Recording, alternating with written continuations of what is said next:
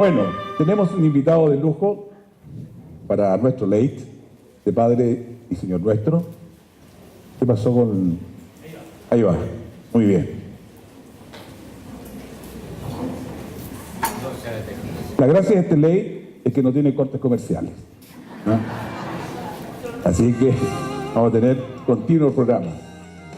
Bueno, nuestro invitado es un sacerdote de Schoenstatt, muy conocido, de larga y fecunda trayectoria, de experiencia.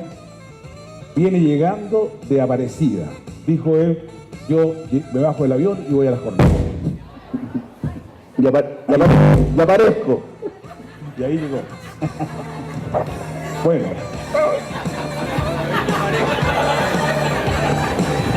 Ahora, como somos familia, queremos recibirlo con un gran aplauso. Nos ponemos de pie porque es un invitado de lujo. Pongámonos de pie para aplaudir con cariño, con afecto a nuestro invitado que desde el santuario de Maipú nos viene a acompañar, el padre Carlos Cox.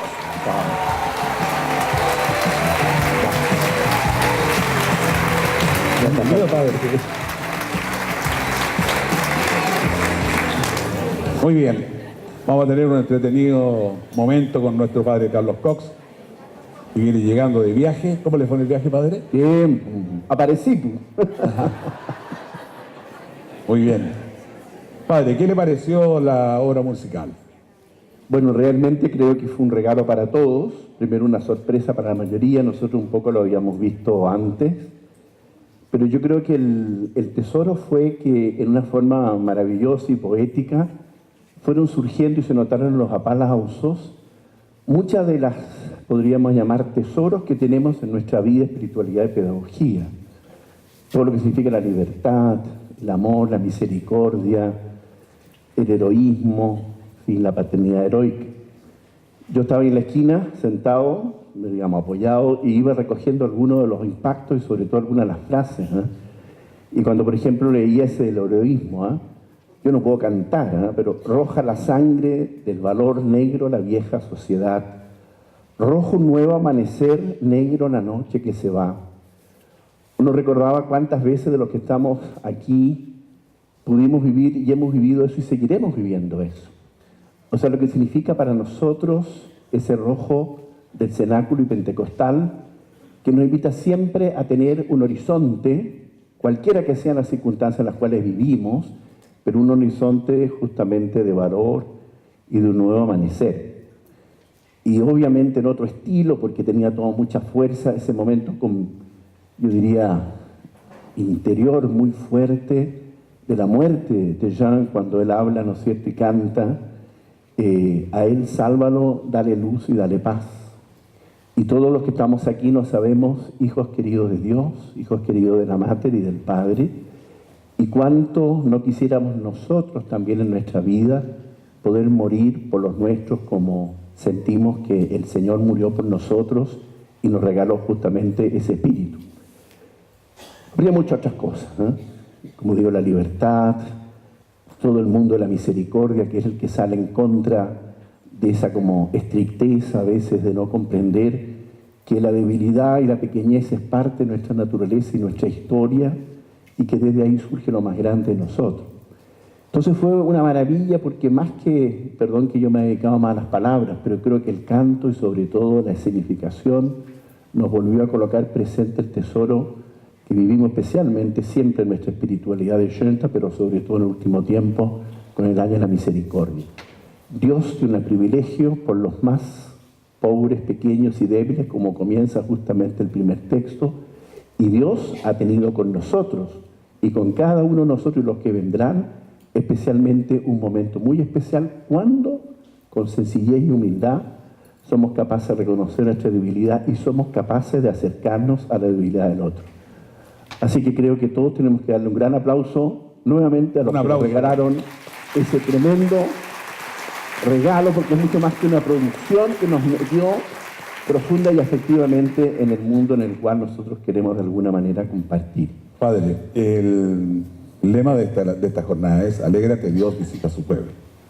En alguna medida la visita de nuestro Padre a Chile también hay todo un matiz en ese sentido. ¿Con qué ánimo venía nuestro Padre a estas tierras? Yo creo que la mejor forma de entender el ánimo del Padre la tenemos casi todos nosotros dando vueltas, yo lo ando trayendo en un bolsillo, que es la primera meditación o las primeras palabras del hacia el Padre. Miren lo que dice. Las oraciones nacieron en el infierno del campo de concentración de Dachau. Un espíritu vuelto al cielo, en alemán ahí va el nombre, Himmelwärts, o sea, hacia el cielo, un espíritu vuelto hacia el cielo, esa es la palabra alemana, les dio forma a estas plegarias y los muchos que las rezaron les regaló fuerzas para dominar la ardua vida cotidiana.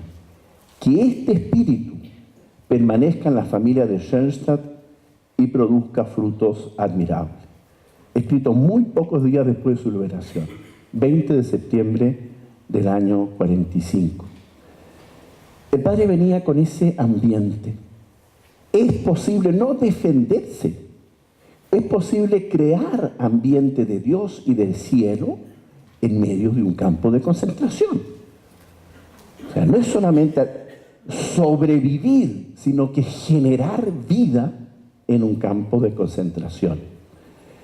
Y me impactó mucho, agradezco aquí esta publicación, que después va a aparecer, la tienen muchos de ustedes, de los textos del Padre cuando estuvo aquí en Chile. Pero en realidad hay otro texto que no está ahí, que es muy bello, del libro que se llama Huellas de un Padre, que dice lo siguiente y quisiera repartirlo. 2 días después que llegó, él aterrizó aquí el 23 de junio, 2 días después, a los seminarios, a los seminaristas, porque alojaba, las hermanas estaban a cargo especialmente del seminario pontificio, en la calle Seminario, a los teólogos, o sea, aquellos que tenían una mayor formación, justamente les dice sobre qué era el mundo en el cual estaba. 17 horas, conferencia, para los estudiantes de teología, tema, Dachau, una ciudad de esclavos, una ciudad de muerte y una ciudad de locos. No les contó el cuento de la Caperucita Roja, sino que les mostró cómo en una ciudad de locos y de muerte y de esclavos, la experiencia de Dios y la experiencia mariana permiten vivir con mucha fuerza. Yo creo que en alguna de las jornadas de Schoenstatt estuvo el prelat Wissing, que era un gran amigo del Padre, que había hecho una recorrida por Dachau con un grupo de la juventud, no sé muy bien con qué grupo era, y entonces les contaba esto, cómo ellos habían vivido este ambiente, gracias a la paternidad del Padre, de cielo al menos el infierno. Y se para ahí un señor alemán, le dijo, usted, no puedo remediar, obviamente, porque tenemos descendientes alemanes también, pero además lo dijo en alemán, así que no es problema. Le dijo, ¿usted cómo le miente a estas buenas señoras? ¿Por qué? Le dijo, porque este fue un lugar horroroso, de muerte, de tortura. Estamos llenos de películas sobre ese tema. Busquen, si no, los que no saben de estas cuestiones modernas, Netflix, Google, lo que ustedes quieran. Y le dijo, ¿usted estuvo aquí? No, pero cualquier persona culta sabe que esto era un horror. Típico cura que anda contando cuentos. Yo estuve aquí y eso lo viví gracias a la experiencia con un grupo de laicos y sacerdotes junto al padre Quente. Chileno le tapó la boca. Queridos hermanos, esto no es marketing, sino que la experiencia y la fuerza con el cual el Padre no se detuvo desde el momento que salió justamente de Dachau, porque había vivido eso. Arranca en la tradición bíblica más profunda, que es justamente la tradición bíblica, que el salmista muchas veces con mucha fuerza dice lo que todos nosotros vivimos. Por ejemplo, el Salmo 44. Despierta, Dios mío, ¿por qué duermes? ¿Por qué ocultas tu rostro? ¿Por qué te olvidas de nuestra opresión y nuestra miseria? ¿Cuántas veces todo y en el mundo en el cual estamos? ¿Dónde está Dios? ¿Por qué murió este niño? ¿Por qué este súper joven, inteligente, capaz y bueno? Y se empezaba el maldito comentario, ¿por qué no murió el otro que no sé qué cosa hizo, que es asesino, que sé yo qué? Perdónenme, todos usan esa argumentación. Y se levanta la mano enardecida, ¿dónde está Dios? En complicado se llama Teodicea, pueden buscar Teodicea, fin.cl, etc. ¿Cuál es la respuesta?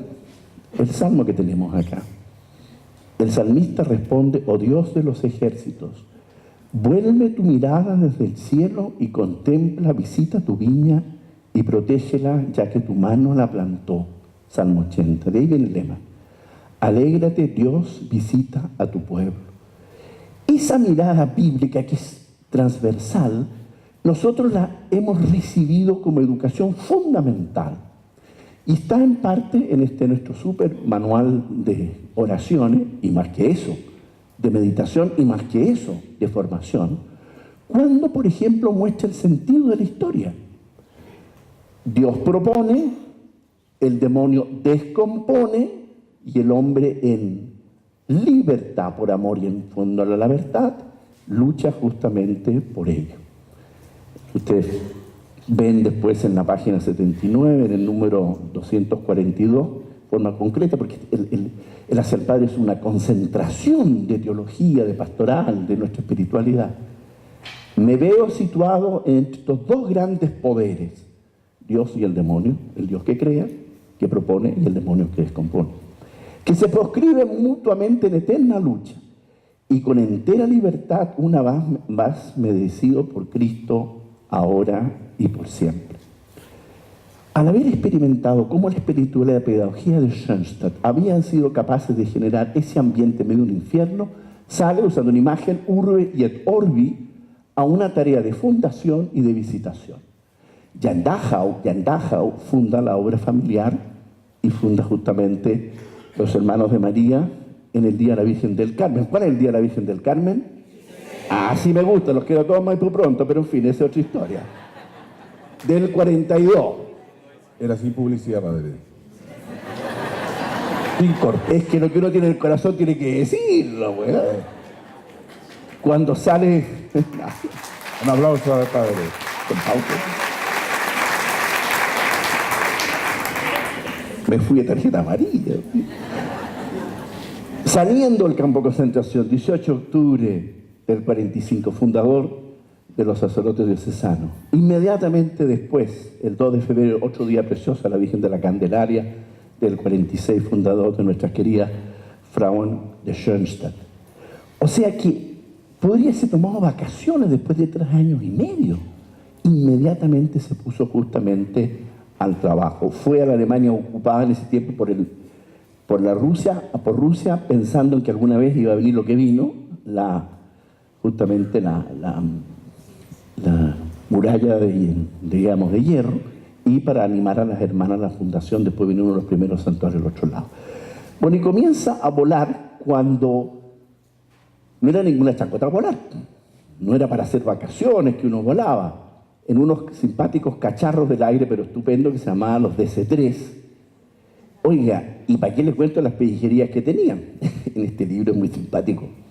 El padre Esteban, cuando cuenta los viajes, cuenta lo que le pasó a las hermanas en unos viajes. Página 81, al que le gusta la cuestión. Cuando sobrevivábamos los Andes, la situación se puso peligrosa. La hermana A, no está identificada, experimentó antes situaciones parecidas, pero esta vez perdió el aliento por completo. Esta vez el vuelo era mucho más peligroso, ya que se habían caído recientemente 3 aviones. Ya nadie quería viajar en avión. Nos elevábamos 400 metros y caíamos 60. Las hermanas que me acompañaban literalmente estaban al borde de la muerte, pero al no llegar la muerte, poco a poco les volvió la vida. ¿Por qué les leo estas cosas?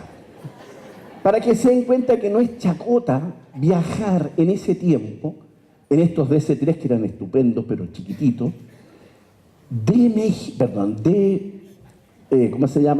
de Alemania a Sudáfrica, a Brasil, a Uruguay, a Argentina, a Chile, a Estados Unidos.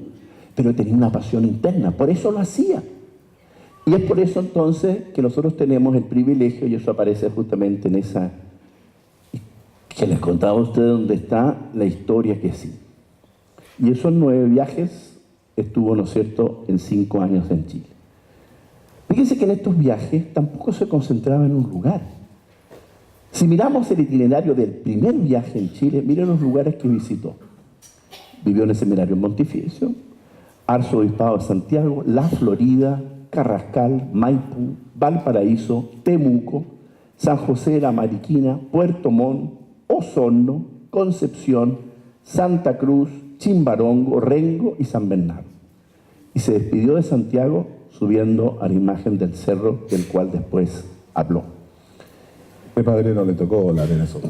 Yo volé. ¿Y? Aunque usted no crea, yo con 5 años fui a ver a mi abuela, mi bisabuela que vivía en Buenos Aires, y me acuerdo que vomité porque tuve estos problemas. Pero bueno, no estaba en el contrato que me hiciera estas preguntas. El año 52 yo volé. Si soy inventor, digo, iba en el mismo avión que el padre, fíjate. No, Cardini. Padre, ¿cuál es su prisa hoy? Yo creo que ahí viene la clave. Cuando el padre llega acá, nos hace varios regalos. El primer regalo que nos hace, sin duda, fue el ir preparando el camino al santuario. Ya se había dado el primer paso en Nueva Helvecia, él ya había bendecido un santuario justamente en Santa María, en Brasil, y entonces va animando especialmente a las hermanas y a la comunidad que iba creciendo acá, a que también tuviéramos aquí un santuario. Por eso la prisa del Padre fue su santuario, y yo diría permanece siempre que el santuario es el tesoro, o uno de los tesoros más grandes que Él nos quiso regalar. Si nosotros miramos nuestra historia hoy día aquí, si no me equivoco, 24 santuarios, 15 ermitas, yo siempre digo 24 santuarios, 15 ermitas, más uno, que es el santuario de Maipú, porque estamos acá con el santuario de Maipú, no los padres, para la familia de Schoenstatt. No, eso es verdad. Después todo lo que significaba los santuarios del corazón, los santuarios del trabajo, los santuarios hogares, que son una cosa maravillosa que aquí que crece con una fuerza y una potencia tremenda, y lo que va creciendo cada día más del santuario del corazón. ¿Qué es Antonio Maipú? Claro, por supuesto, lo dijo él. Entonces, ¿qué significa? Significa que él venía con la convicción, para poder generar justamente cielo en medio de un infierno, hay que tener esa experiencia de lo que es el santuario. Esa experiencia de la alianza de amor con la Mater localizada, donde se va produciendo una sumación y una integración de experiencias humanas y religiosas que calan en lo más profundo de las personas. Eso ya lo había vivido, por supuesto, primero que todo en el santuario original, pero se da cuenta en ese paso también audaz que sucedió en Nueva Helvecia, que es una estrategia de Dios para el futuro. Después va creciendo, obviamente, en este, podríamos llamar, desarrollo que se ha ido dando con el tiempo del buen sentido de la palabra, del crecimiento de nuestros santuarios, y también con lo que se fue armando aquí, que fue también el crecimiento del movimiento organizado, la señora, después la juventud muy fuertemente, después con los años creció más. Y aquí se da una cosa que yo creo que se dio en el desarrollo futuro de Schoenstatt y que es uno de nuestros grandes desafíos, que es esa organicidad entre lo que llamamos el movimiento organizado y el movimiento popular y peregrino. Fue muy fuerte, especialmente al comienzo en Brasil. Fíjense que en un año que yo estuve de estudios, que fue el año 2012, me tocó estudiar en varios países, Chile, Ecuador, que estuve un tiempo, México, Alemania y de ahí un poco España y Portugal, y lo he contado muchas veces. Una cosa que es bien impresionante en la iglesia. De las personas que se dicen católicas, entre el 15 y el 25% su experiencia religiosa la han vivido en la parroquia, en un colegio católico, en una universidad, o lo han vivido en un movimiento. El otro 75% su experiencia religiosa la viven en un santuario, en lo que llamamos la piedad popular, el mes de María, en el caso nuestro, el rosario, las peregrinaciones, en fin, como los chiquillos que van ahora a AUCO, etc., y en lo que llamamos los medios de comunicación católicos, Radio María, en fin, etc. Y eso es bien importante, porque en esta articulación mutua, el Padre da un salto genial a lo que ya venía desde el año 34. El plantear a Schoenstatt que tenía dos grandes pies para crecer, el movimiento organizado y el movimiento amplio. Y tengo un texto muy bello, que es justamente el año 50, que dice así, cuando ya había vuelto de Chile. Una palabra para nuestros schoenstattianos. Tenemos grupos, pero con el tiempo estos grupos no siempre se han transformado o quedado como grupos, a veces como realidades autosuficientes. ¿Hemos permanecido conscientes del imperativo que la élite está por razón de la masa? Élite para la masa, educación de la élite para captar interiormente la masa y poderla fermentar. Ese es nuestro ideal. Justamente esa tarea de educación de la piedad popular mariana es uno de los grandes desafíos para nuestros grupos más organizados o de élite, porque es allí donde se puede ejercer aquella educación recibida en forma más sistemática y puede de alguna manera ser entregada especialmente a estos grupos más amplios que Dios nos ha regalado. Imagínense que esta misma cantidad que tenemos aquí está hoy día en Chillán, de los madrugadores, justamente renovando el tesoro, lo que significa los madrugadores. Esta misma cantidad de hermanos nos tenemos allá en Chillán, renovando el tesoro, lo que significa para ellos la madrugada. Devuelvo el aplauso a los madrugadores que están en Chillán.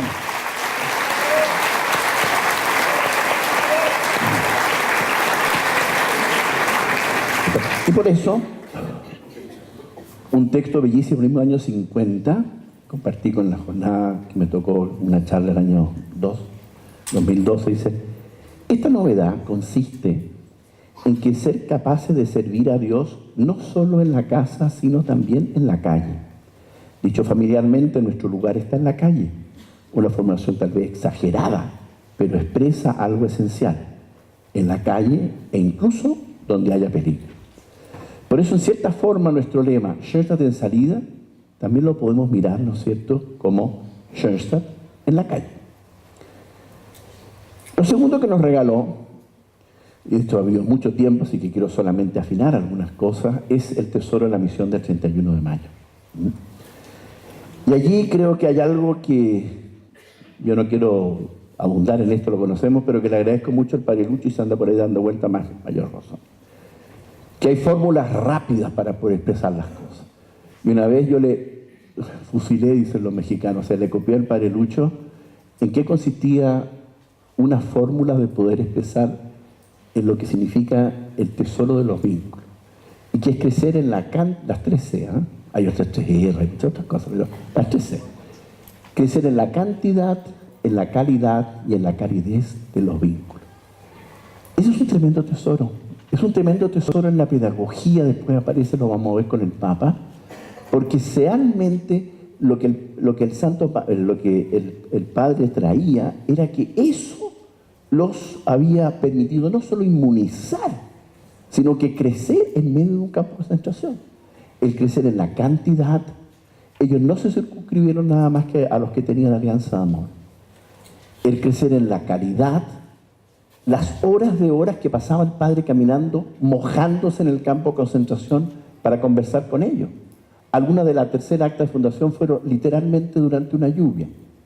Y la calidez, la capacidad de darse un tiempo donde no solo es una conversación, sino que de la conversación nace la amistad, el encuentro, el cariño, etc. Ese tesoro sigue permanente en medio de nosotros. Y en medio del mundo a veces más funcional y más rápido que tenemos hoy día, donde el acento lo tiene muchas veces la comunicación a veces inmediata, Dios nos regala siempre el comunicarnos cara a cara y crecer siempre en la calidad, en la calidez y en la cantidad de los lazos. Por eso, ese texto maravilloso que todos nosotros conocemos, que está aquí en el cuaderno, con el cual él culmina justamente la plática del 31 de mayo, es como una especie de tesoro cuando él dice, ¿no es cierto? La Santísima Virgen nos ha regalado el uno al otro. ¿Cuántas veces no hemos meditado este texto? Queremos permanecer el uno para el otro en el corazón de Dios.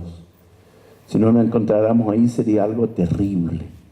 Allá debemos volver a encontrarnos. No debemos pensar, vamos hacia Dios, por lo tanto, debemos separarnos. No. Yo no quiero ser solamente un señalizador en la ruta. Perdonen la analogía. Un WhatsApp, un mail. No. Vamos el uno con el otro y por toda la eternidad. ¿Cuán errado sería ser solo señalizador en el camino? Nos pertenecemos el uno al otro ahora y en la eternidad. Este es el eterno habitar del uno en el otro y permaneciendo el uno en el otro y con el otro, contemplaremos a nuestra querida Mater y a la Santísima Trinidad. Esto el padre lo tenía tan metido como la experiencia que había permitido vivir cielo en medio de los infiernos, que da el salto riesgoso del 31 de mayo. Tienen que pensar que, desde el punto de vista políticamente correcto, el padre estaba en cierta forma, en el pináculo de su fama. Fundador del año 26, gran predicador en Alemania, los sacerdotes diocesanos, sale de Dachau después de un tiempo de mucha prueba, pero también podríamos llamar de mucha fuerza, charlas en América Latina, fundaciones como ya de alguna manera estuvimos hablando, reconocimiento de los institutos seculares de las hermanas, que es de alguna manera el marco legal frente a Roma de la calidad de la obra de Schoenstatt, etc. Y todo se lo jugó para que esta realidad fuera clara y para que descubriéramos lo que significaba que el ser verdaderamente padre es la tarea para poder rescatar y despertar el corazón del Hijo en cada hombre. Por eso ese último acto, el último cuadro del acto, cuando bellamente Jean dice en una forma bellísima, en ese momento de su muerte, amar a tu enemigo es mirar de cara a Dios. En el fondo es mostrar que para nosotros y en toda la educación cristiana estamos invitados a llegar a esa densidad de paternidad, de una paternidad heroica y una paternidad que está dispuesta a entregar su vida para el bien y el don de los demás. Salud, padre. Gracias.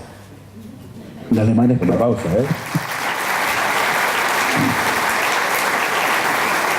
Vamos a tener la posibilidad de hacerle algunas preguntas al padre al final de su exposición. Padre, continuando con nuestra conversación,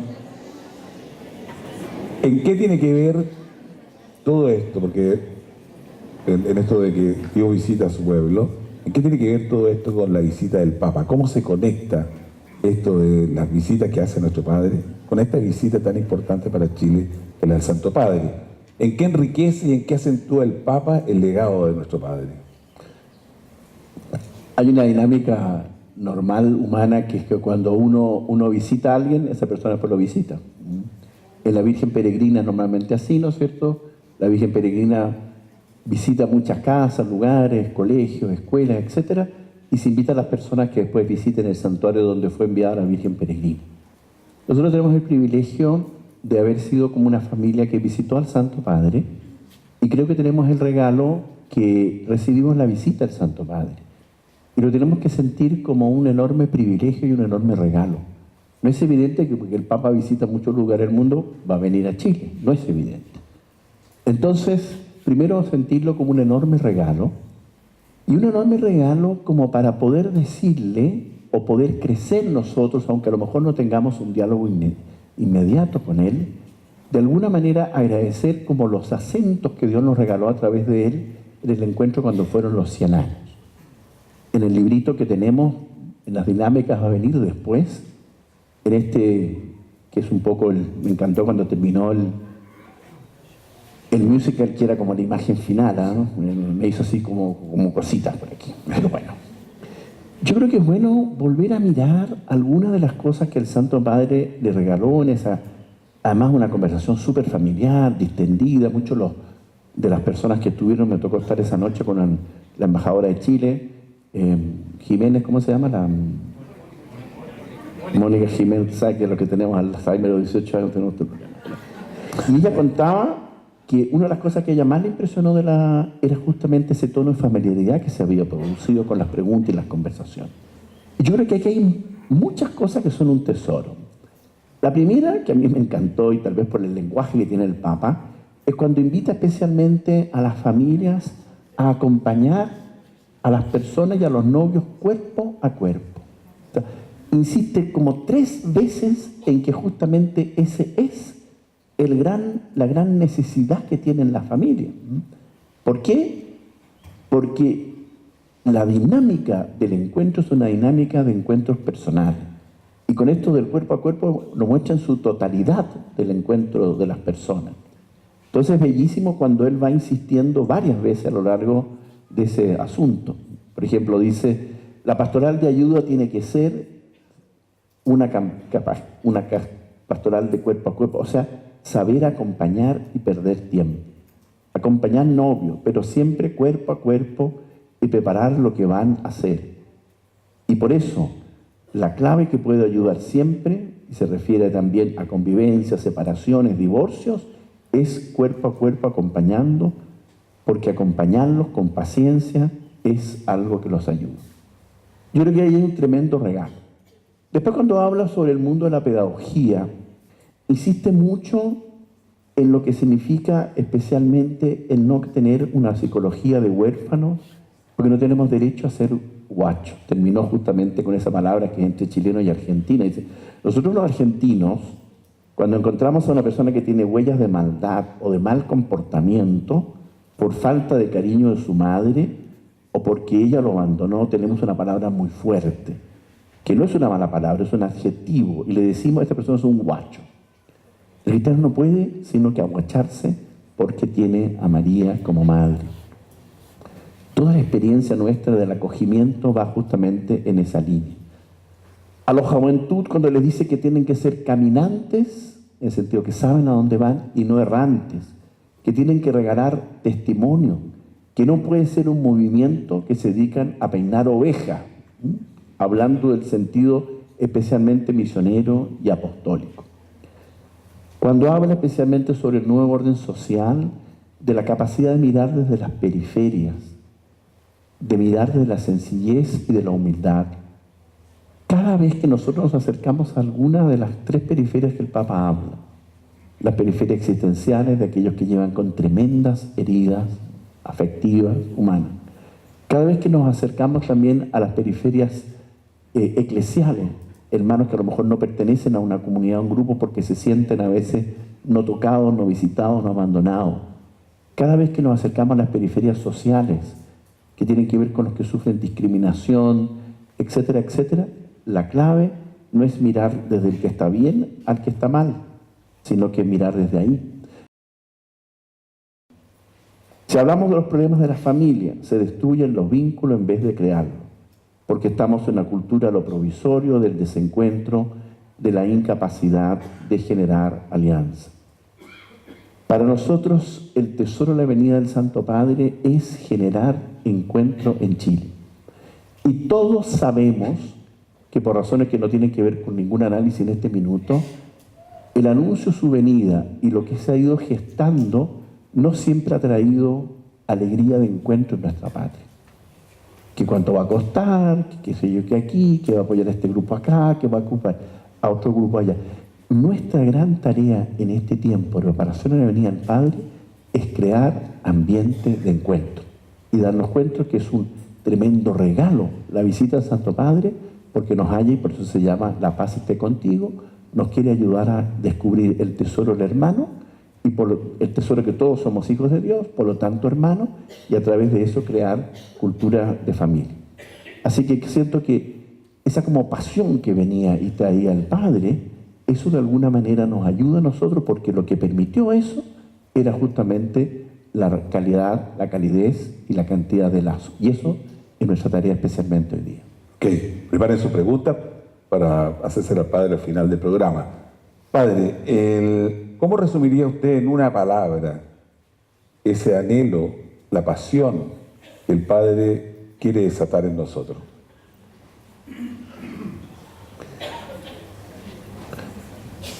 Voy a tener que confesar, pero no un robo intelectual.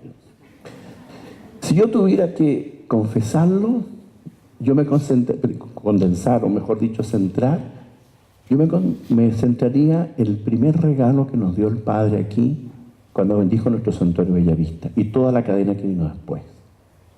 Y lo centraría también con una palabra que la ha usado mucho el Papa Francisco, y que a mí me tocó fusilármela, como dicen los mexicanos, o copiarla de este libro del padre Alejandro Iguelo, porque me tocó escribir el mes de María, ¿no? También esto no es propaganda, para que lo lean, para que lo sigan, que son justamente las meditaciones de los 30 días con textos del Padre. Y este texto es precioso, dice así: El Papa ha acuñado muchos neologismos, como misericordiar, primeriar, y una forma muy especial es santuarizar, refiriéndose al estilo pastoral. Y aquí viene el Papa. Con esta expresión, que él la inventó, santuarizar, queremos poner en manifiesto un estilo pastoral, que el anuncio de la gracia y la salvación llegue a todos, acercándonos especialmente de un modo sencillo y fraterno, aquellos que no vienen normalmente a nuestras parroquias y movimientos, pero sin duda son partes del pueblo de Dios que peregrina sediento de su gracia. Si ustedes me dicen en una palabra, santuarizar. Santuarizar significa desplegar toda la riqueza de nuestros santuarios.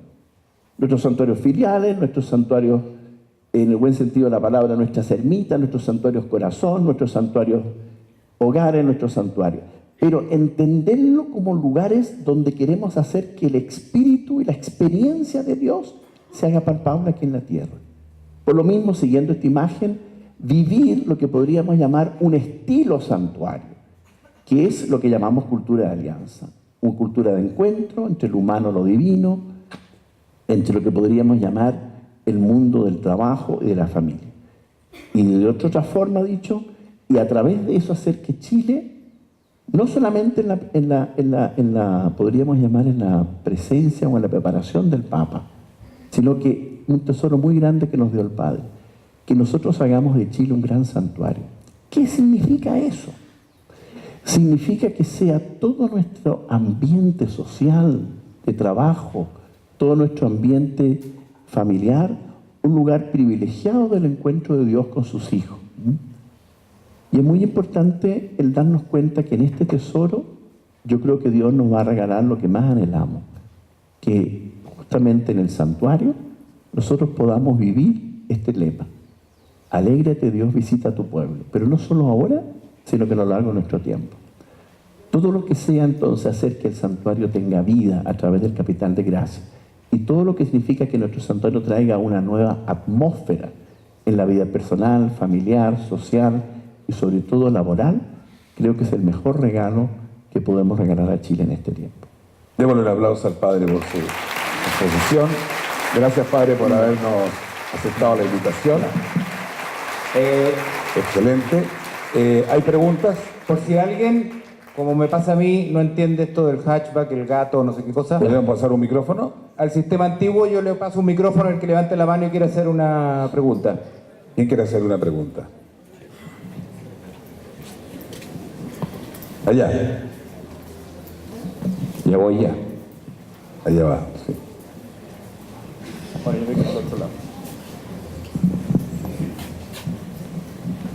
Acá, Padre. Padre, de Viña, Allá. la indiferencia, el Papa dice, es el principal vacilo que está corroyendo la sociedad mundial. En Chile la indiferencia es fuerte. Es evidente que tiene que ver con el individualismo y con el egoísmo, ¿cierto? ¿Cómo lo ve eso usted? Fíjese que yo pertenezco a un gremio bien complicado, que somos los médicos en Chile. Y la mayoría de mis colegas no es que estén de acuerdo con el aborto, les da lo mismo, es peor. Me dicen, tus argumentos son bastante válidos, pero deja que la gente haga lo que quiera. La indiferencia, terrible, terrible. Yo prefiero estar en desacuerdo que ser indiferente. Esa es la pregunta que le hago. ¿Qué estrategia que no sea rezar por nuestra gente? ¿Qué estrategia desarrollar para sacar a nuestro país de esa indiferencia cultural terrible? Que casi uno habla, argumenta y me dicen, oye, razonable lo que tú dices, me parece estupendo, pero deja que la gente haga lo que quiera. Si un hombre se quiere casar con otro hombre, ¿por qué te metes? Déjalo. Si quieres abortar, déjalo. Es bueno, déjalo, ¿por qué te metes? La indiferencia cultural que existe en nuestro país no encuentro terrible. Okay. Esa es mi pregunta. Muchas gracias, Padre. En general, yo diría, el Padre usa una imagen que es muy simple y muy importante de la pedagogía en general. que la plantea ya el año 34 y se refiere al valor que tiene la pedagogía mariana. Dice que nosotros, la clave de la pedagogía es ir pasando de una vinculación mariana a un estilo de vida mariano. Dicho de una forma popular, de un amor afectivo a un amor efectivo. Yo se lo estoy preguntando, el Papa Benedicto dice, uno no se hace cristiano por una opción ética o por un pensamiento, sino por el encuentro con el acontecimiento de Jesucristo. Las indiferencias del tipo que sea se logran especialmente con mucha paciencia en la medida que uno va creando una relación personal con las personas. Si tú con el tiempo siempre hablas con él, no sobre el tema del aborto, sino que sobre su familia, sobre sus esfuerzos, sobre su trabajo, sobre su tensión entre la familia y el trabajo profesional, el perfeccionamiento, él va a encontrar en contigo no un médico, sino que un amigo. Y al amigo yo le creo. Y detrás del amigo yo puedo hacer de alguna manera un cambio o por lo menos abrirme a otra forma. El Evangelium Nunciandi, que es a mi juicio genial, 75, Pablo VI, que plantea una pedagogía en general de la evangelización, dice que primera forma de evangelizar es el ejemplo. Porque cuando una persona se encuentra con otra, que tienen los mismos problemas, las mismas dificultades, las mismas tensiones, las mismas, podríamos llamar también, tentaciones que uno tiene, pero uno actúa distinto, dice, surge una pregunta interior. Surge una pregunta, ¿qué tiene él que es igual que yo? ¿Que tiene un problema que yo? Que es distinto. Recién ahí le puedo hablar de Dios y después le puedo hablar de las consecuencias de querer a Dios. En una palabra, lo que hablamos delante de las 3C. Cantidad, calidad y calidez de vínculo. Uno nunca va a poder convencer a otro, con mucho respeto, las argumentaciones racionales son importantes, pero para que haya el cambio en la conducta, se produce en la medida del encuentro que ayuda a que el otro, primero que todo, te sienta como amigo, como aliado, y alguna vez entienda por qué tú lo haces distinto. Muchas gracias, padre. ¿Alguna otra pregunta?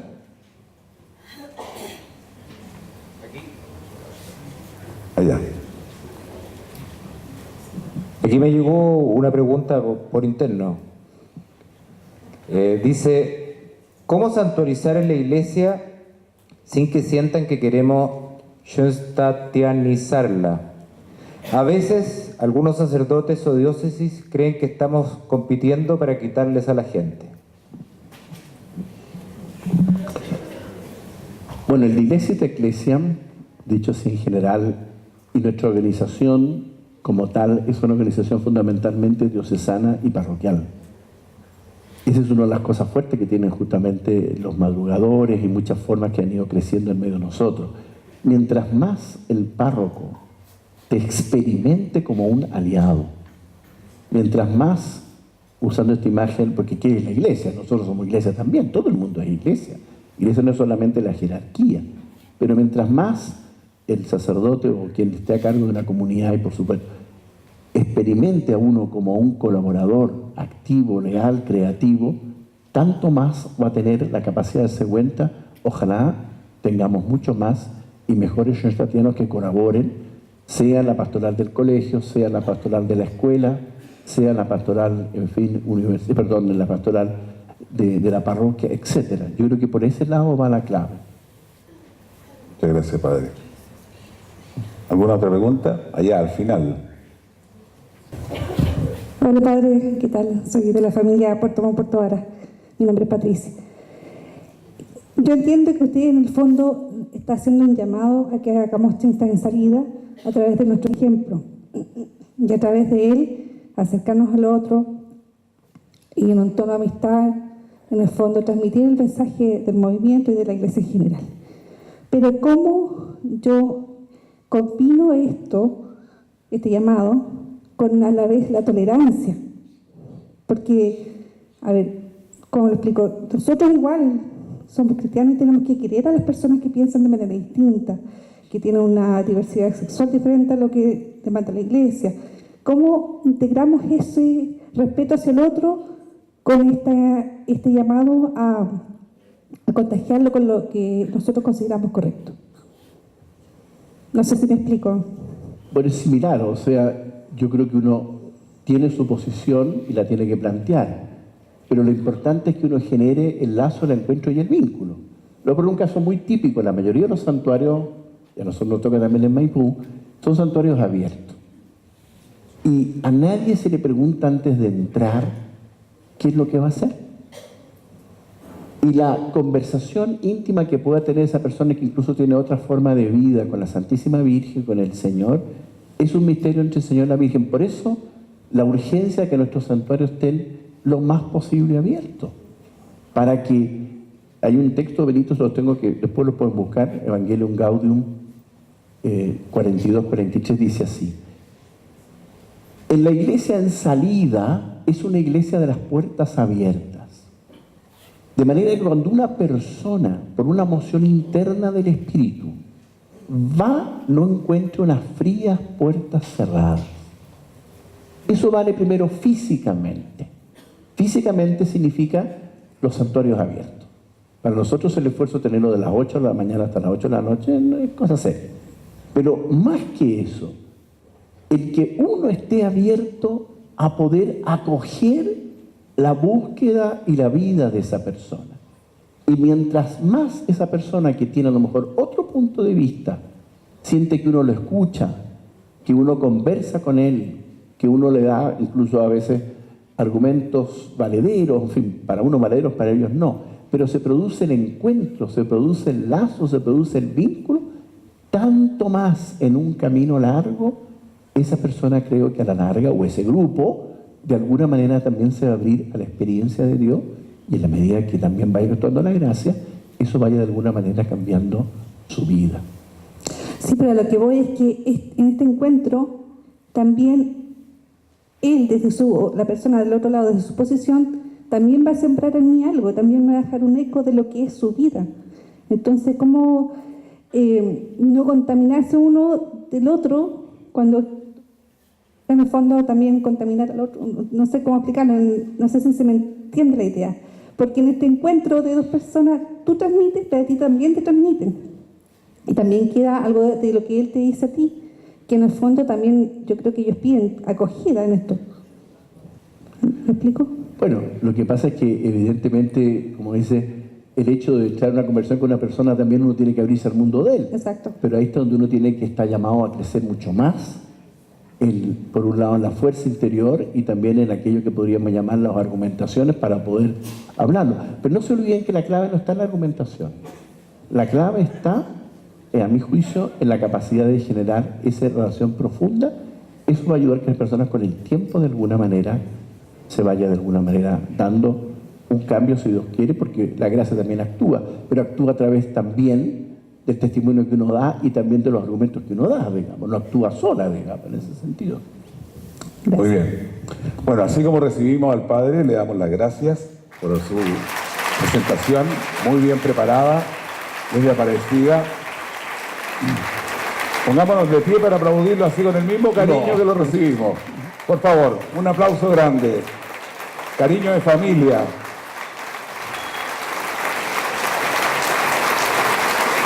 Muchas gracias, Jorge.